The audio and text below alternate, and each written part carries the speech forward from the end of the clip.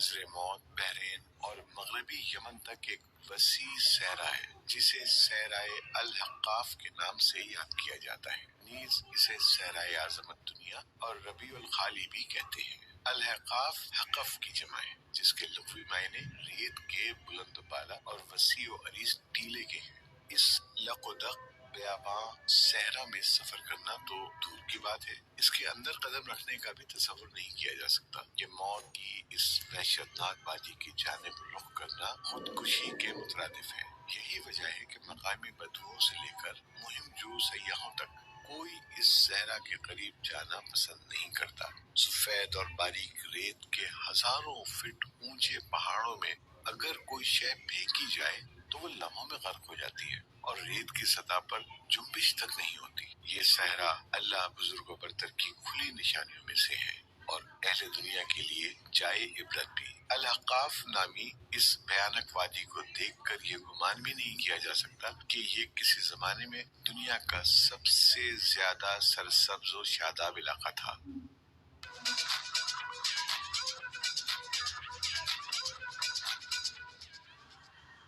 جہاں بے شمار پھلوں اور پھولوں کے وسیع باغات، ٹھنڈے پانی کے چشمے، آبشاریں اور بلند و بالا عمارتیں تھیں، جس میں دنیا کی سب سے زیادہ طاقتور، مالدار اور شاندار تمدن رکھنے والی قوم عاد آباد تھی۔ یہ دنیا کے سب سے زیادہ قداور اور زوراور انسان تھے۔ اتنے طاقتور لوگ اللہ نے پھر پیدا نہیں کیے، جیسا کہ اللہ تعالیٰ نے قرآن کریم میں فرمایا، ان جیسی کوئی قوم اور ملکوں میں پیدا نہیں کی گئی۔ الفجر آیت نمبر 8۔ حجر موت اور نجران کے درمیانی علاقے الحقاف میں قوم عاد کے، جسے قوم ارم بھی کہا جاتا ہے، 13 قبائل آباد تھے۔ قوم عاد کے الحقاف میں رہنے سے متعلق قرآن کریم میں اللہ تعالیٰ سورہ احقاف آیت 21 میں فرمایا، ہود کو یاد کرو جبکہ اس نے اپنی قوم کو احقاف میں ڈرایا۔ علامہ جلال الدین سیوطی رحمۃ اللہ علیہ اپنی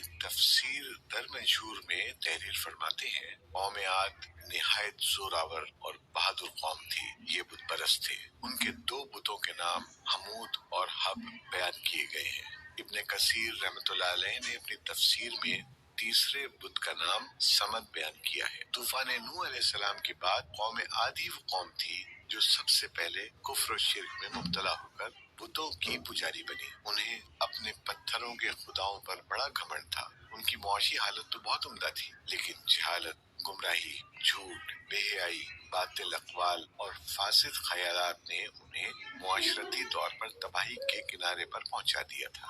چنانچہ کفر و شرک کے سمندر میں غرق قوم عاد کی بدعمالیاں جب اپنی آخری حدود پار کر گئیں تو اللہ تعالیٰ نے انہی میں سے اپنے ایک نیک بندے حضرت ہود علیہ السلام کو پیغمبر بنا کر مابعوث فرمایا۔ چنانچہ قرآن کریم میں اللہ تعالیٰ کا ارشاد ہے، اور ہم نے قوم عاد کی طرف ان کے بھائی ہود کو بھیجا۔ انہوں نے کہا، بھائیو، اللہ ہی کی عبادت کرو، اس کے سوا تمہارا کوئی معبود نہیں، کیا تم ڈرتے نہیں؟ تو ان کی قوم کے سردار جو کافر تھے کہنے لگے، تم ہمیں کم عقل نظر آتے ہو اور ہم تمہیں جھوٹا خیال کرتے ہیں۔ انہوں نے کہا، میری قوم، مجھ میں حماقت کی کوئی بات نہیں ہے، بلکہ میں رب العالمین کا پیغمبر ہوں۔ میں تمہیں اللہ کا پیغام پہنچاتا ہوں اور تمہارا امانت دار خیر خواہ ہوں۔ کیا تم کو اس بات سے تعجب ہوا ہے کہ تم میں سے ایک شخص کے ہاتھ ہمارے پروردگار کی طرف سے تمہارے پاس نصیحت آئی تاکہ وہ تمہیں ڈرائے؟ اور یاد تو کرو جب اس نے تم کو قوم نوح کے بعد سردار بنایا اور ڈیل ڈول میں تم کو پھیلاؤ زیادہ دیا، بس اللہ کی نعمتوں کو یاد کرو تاکہ نجات حاصل کرو۔ وہ کہنے لگے، کیا تم ہمارے پاس اس لیے آئے ہو کہ ہم صرف ایک اللہ ہی کی عبادت کریں اور جن کو ہمارے باپ دادا پوجتے چلے آئے ہیں ان کو چھوڑ دیں؟ بس اگر تم سچے ہو تو ہم کو جس عذاب کی دھمکی دیتے ہو اس کو ہمارے پاس لے آؤ۔ ہود علیہ السلام نے کہا، تمہارے پروردگار کی طرف سے تم پر عذاب اور غضب کا نازل ہونا مقرر ہو چکا ہے۔ کیا تم مجھ سے ایسے ناموں کے بارے میں جھگڑتے ہو جو تم نے اور تمہارے باپ دادا نے اپنی طرف سے رکھ لیے ہیں، جن کی اللہ نے کوئی سند نازل نہیں کی؟ تو تم بھی انتظار کرو، میں بھی تمہارے ساتھ انتظار کرتا ہوں۔ پھر ہم نے ہود کو اور جو لوگ ان کے ساتھ تھے ان کو نجات بخشی، اور جنہوں نے ہماری آیات کو جھٹلایا تھا ان کی جڑ کاٹ دی اور وہ ایمان لانے والے تھے ہی نہیں۔ الاعراف آیت نمبر 65 تا 72۔ حضرت ہود علیہ السلام ایک طویل عرصے تک اپنی قوم کو واعظ و نصیحت کرتے رہے۔ کبھی وہ انہیں اللہ کی طرف سے عطا کردہ نعمتوں کی یاد دلاتے تو کبھی عذاب الہی سے ڈراتے، لیکن وہ بہرے اور اندھے بنے رہے۔ تاریخی کتب میں ہے کہ حضرت ہود علیہ السلام مسلسل 50 برس یا اس سے بھی زیادہ درس و نصیحت میں مصروف رہے۔ قوم عاد کے 13 قبائل میں سے لقمان اور خلجان نامی قبائل نہایت طاقتور تھے اور انہیں حکمراں کی حیثیت حاصل تھی۔ حضرت ہود علیہ السلام نے جب دعوت حق دی اور کفر و شرک چھوڑ کر ایک اللہ کی بندگی کی طرف بلایا تو لقمان قبیلے نے سخت مزاحمت کی اور حضرت ہود علیہ السلام کے دشمن ہو گئے۔ اس کے برعکس دوسرے قبیلے خلجان نے حضرت ہود علیہ السلام کی باتوں پر غور و خوض کیا اور ان میں سے اکثر جلد ہی آپ علیہ السلام کی دعوت کو قبول کر کے ایمان لے آئے۔ حضرت ہود علیہ السلام نے اپنی قوم کو راہ حق پر گامزن کرنے کی ہر ممکن کوشش کی، مگر قوم نے ان کی دعوت قبول کرنے سے انکار کر دیا تو بالآخر انہوں نے بارگاہ الہی میں مدد کے لیے دست دعا دراز کیے، جسے قرآن کریم نے سورۃ المومنون آیت نمبر 39 میں یوں بیان کیا۔ نبی علیہ السلام نے دعا کی کہ اے پروردگار، انہوں نے مجھے جھوٹا کہا ہے پر تو میری مدد فرما۔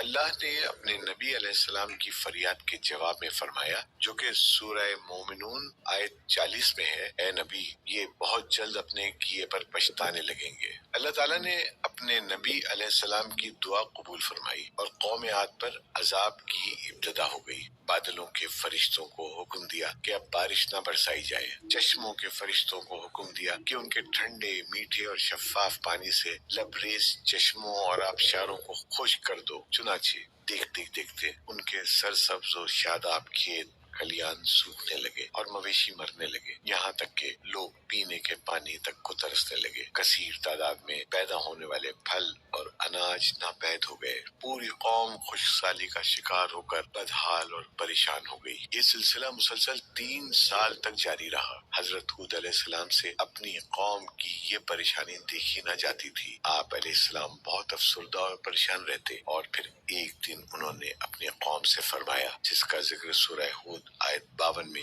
اس طرح آتا ہے، اے میری قوم کے لوگوں، تم اپنے پالنے والے سے بخشش مانگو، اس کے آگے توبہ و استغفار کرو، تم پر آسمان سے موسلادھار مہ برسائے گا اور تمہاری طاقت و قوت میں اضافہ فرمائے گا، اور دیکھو گناہگار بن کر روگردانی نہ کرو۔ قرآن کریم اور احادیث مبارکہ میں توبہ و استغفار کے بڑے فوائد بیان فرمائے گئے ہیں۔ ابن ماجہ اور ابو داؤد میں حدیث مبارکہ ہے کہ جو پابندی سے استغفار کرتا ہے، اللہ تعالیٰ اس کے لیے ہر فکر سے کشادگی اور ہر تنگی سے راستہ بنا دیتا ہے، اور اسے ایسی جگہ سے روزی دیتا ہے جو اس کے وہم و گمان میں بھی نہیں ہوتی۔ بہرحال حضرت ہود علیہ السلام کے لاکھ سمجھانے کے باوجود اس قوم پر کوئی اثر نہ ہوا، بلکہ نہایت ڈٹائی کا مظاہرہ کرتے ہوئے کہنے لگے کہ ہم محض تیرے کہنے پر اپنے آباء و اجداد اور اپنے ان معبودوں کو کیوں چھوڑ دیں۔ قرآن کریم نے سورہ الہود میں اسے یوں بیان فرمایا ہے، اے ہود، تم ہمارے پاس کوئی دلیل تو لائی نہیں،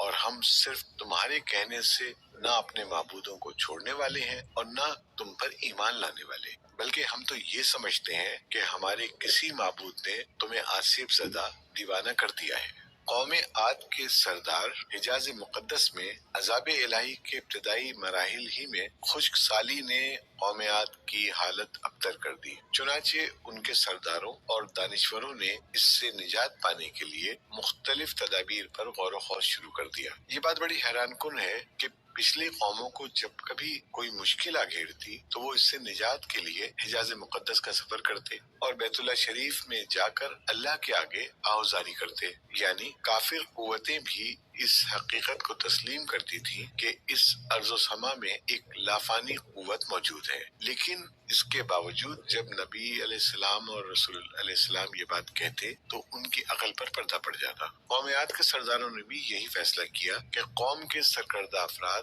بیت اللہ شریف جا کر اندیکھے خدا کے سامنے فریاد کریں۔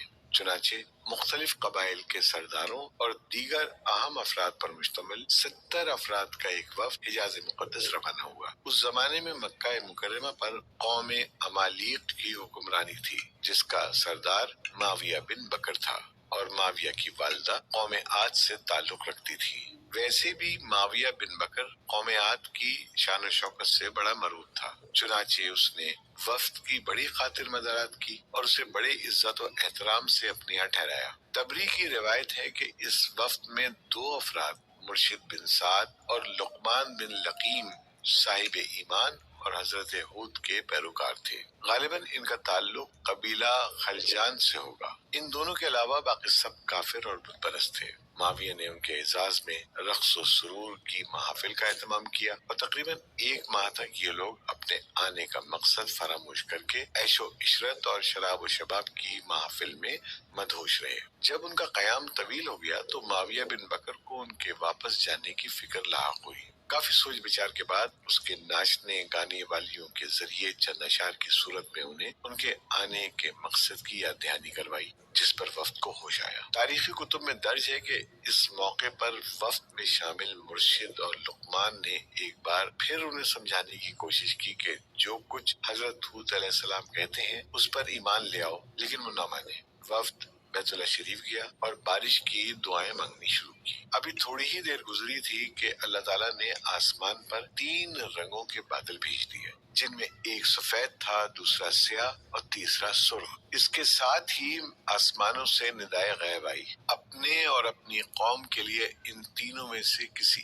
एक को पसंद कर लो। चुनाचे वफ्द ने सोच विचार के बाद स्याह बादल को अपने लिए पसंद कर लिया, जिसके साथ ही सुर्ख और सफेद टुकड़े आसमान से गायब हो गए और अब्र स्याह आहिस्ता आहिस्ता आसमान पर छाने लगा। वो लोग अपनी दुआ की कबूलियत पर बड़े खुश थे और समझते थे कि अब खुशसाली खत्म हो जाएगी। चुनाचे पूरी कौम ने खुशियां मनानी शुरू कर दी, लेकिन हजरत हूद अलैहिस्सलाम समझ गए थे कि ये अजाब इलाही है। लिहाजा उन्होंने एक बार फिर अपने कौम को मुखातिब करते हुए फरमाया, ए मेरी कौम, ये अल्लाह का अजाब है जो तुम पर नाजिल हुआ चाहता है। फिर उन्होंने अल्लाह ताला का फरमान उन्हें सुनाया जो सूरह अल-अहकाफ आयत 24 में है। नहीं, बल्कि दरअसल ये अब्र वो अजाब है जिसकी तुम जल्दी कर रहे थे। ये हवा का तूफान है जिसमें दर्दनाक अजाब चला आ रहा है, जो अपने रब के हुक्म से हर चीज तबाह कर डालेगा। हदीस शरीफ में आता है कि अम्मा आयशा सिद्दीक़ा रज़ियल्लाहु ताला अन्हा